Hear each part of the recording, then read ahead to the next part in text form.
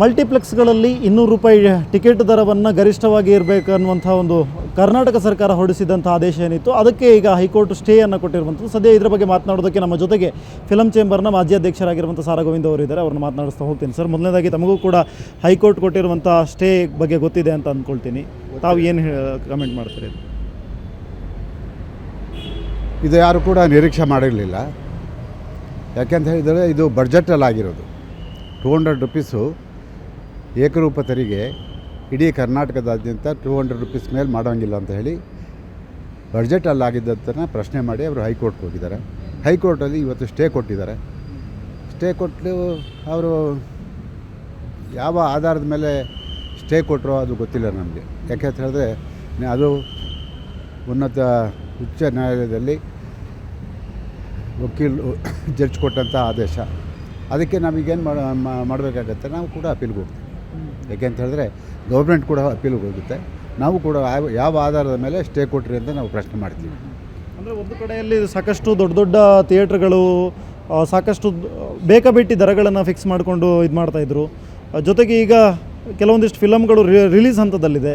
ಈ ಥರದಲ್ಲಿ ಏನಾದರೂ ಒಂದು ಗಿಮಿಕ್ ಇರ್ಬೋದು ಅಂತ ಅನ್ಸುತ್ತೆ ಸರ್? ಅಲ್ಲ, ಏನಾಗಿರಲಿ, ಪಾಪ ಅವರು ದುಡ್ಡು ಹಾಕಿದ್ದಾರೆ, ಬಂಡವಾಳ ಹಾಕಿದ್ದಾರೆ, ಅವ್ರಿಗೂ ನೋವಿರುತ್ತೆ. ಆದರೆ ಅದನ್ನು ಕೂತ್ಕೊಂಡು ಸಮಸ್ಯೆಯನ್ನು ಬಗೆಹರಿಸ್ಕೋಬೋದಾಗಿತ್ತು.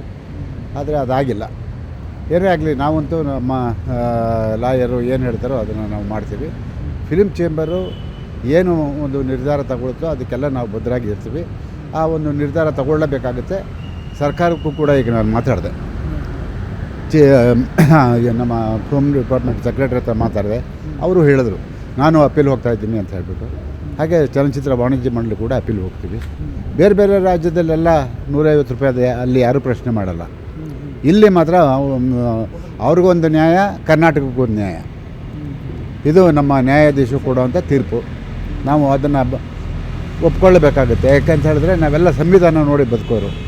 ಇದು ನ್ಯಾಯಮೂರ್ತಿಗಳಿಗೆ ಬಿಟ್ಟಿದ್ದು. ಅಲ್ಲ ಸರ್, ಈಗ ಕನ್ನಡ ಸಿನಿಮಾಗಳಿಗೂ ಕೂಡ ಇದರಿಂದ ಲಾಭ ಆಗುತ್ತಲ್ಲ? ಯಾಕಂದರೆ ಮುಂದಿನ ದಿನಗಳಲ್ಲಿ ಕಾಂತಾರ 1 ಬರ್ತಾ ಇದೆ ಅಕ್ಟೋಬರ್ 2ನೇ ತಾರೀಕು. ಒಂದು ಕಾಂತಾರಕ್ಕೋಸ್ಕರ ನೀವು ಇಡೀ 300-350 ಚಿತ್ರ ಬಲಿ ಕೊಟ್ಟರೆ ಹೇಗೆ? ನನಗೆ ಅವ್ರಿಗೂ ಒಳ್ಳೆಯದಾಗಬೇಕು. ಆದರೆ ಅದನ್ನು ಕಾಂತಾರ ರಿಲೀಸ್ ಆದಮೇಲೆ ಏನಾದರೂ ಮಾಡಿ ಅಂತ ಅವ್ರು ಹೇಳ್ಕೋಬೋದಾಗಿತ್ತು. ಅದಕ್ಕೂ ನಾವು ಪ್ರಯತ್ನ ಮಾಡ್ತಿದ್ದೋ. ಆದರೆ ಏನೇ ಆಗಲಿ, ಇವತ್ತು ಬಂದಿರೋ ತೀರ್ಪನ್ನು ನಾವು ಒಪ್ಕೊಳ್ಳಬೇಕಾಗತ್ತೆ. ಮುಂದಿನ ತೀರ್ಮಾನ ಏನು ವಾಣಿಜ್ಯ ಮಂಡಳಿ ತಗೊಳ್ಳುತ್ತೋ ಆ ತೀರ್ಮಾನದಂತೆ ನಾವು ಮತ್ತೆ ವಕೀಲರನ್ನು ಸಂಪರ್ಕ ಮಾಡಿ ಅಪೀಲ್ ಹೋಗೇ ಹೋಗ್ತೀವಿ. ಈಗ ಕೊಟ್ಟಿರುವಂಥ ಇದರ ವಿರುದ್ಧ, ತೀರ್ಪಿನ ವಿರುದ್ಧ ಮತ್ತೆ ಅಪೀಲ್ ಹೋಗ್ತೀರಾ? ಖಂಡಿತವಾಗಿ ಹೋಗ್ತೀವಿ. ಇದ್ರ ಬಗ್ಗೆ ಏನಾದರೂ ವಿಶೇಷವಾದ ಮೀಟಿಂಗ್ ಏನಾದರೂ ಇದೆಯಾ ಸರ್ ಫಿಲ್ಮ್ ಚೇಂಬರಲ್ಲಿ? ಇಲ್ಲ, ಅದು ಈಗ ತಾನೇ ಇದಾಗಿರೋದ್ರಿಂದ ಅಧ್ಯಕ್ಷರು ಬರ್ತಾರೆ. ಬಂದ ಮೇಲೆ ಏನು ತೀರ್ಮಾನ ತಗೊಳ್ತಾರೆ ಅವರು ಇಮಿಡಿಯೇಟಾಗಿ ಎಮರ್ಜೆನ್ಸಿ ಮೀಟಿಂಗ್ ಕರೀಲೇಬೇಕಾಗುತ್ತೆ. ಸದ್ಯ ಇವಿಷ್ಟು ಫಿಲಂ ಚೇಂಬರ್ನ ಮಾಜಿ ಅಧ್ಯಕ್ಷರಾಗಿರುವಂಥ ಸಾರಾ ಗೋವಿಂದ ಅವರ ಮಾತುಗಳು. ಕ್ಯಾಮ್ರಾ ಪರ್ಸನ್ ನಾಗರಾಜ್ ಜೊತೆ ಸ್ವಸ್ತಿಕ ಕನ್ಯಾಡಿ, ಏಷ್ಯಾನೆಟ್ ಸುವರ್ಣ ನ್ಯೂಸ್, ಬೆಂಗಳೂರು.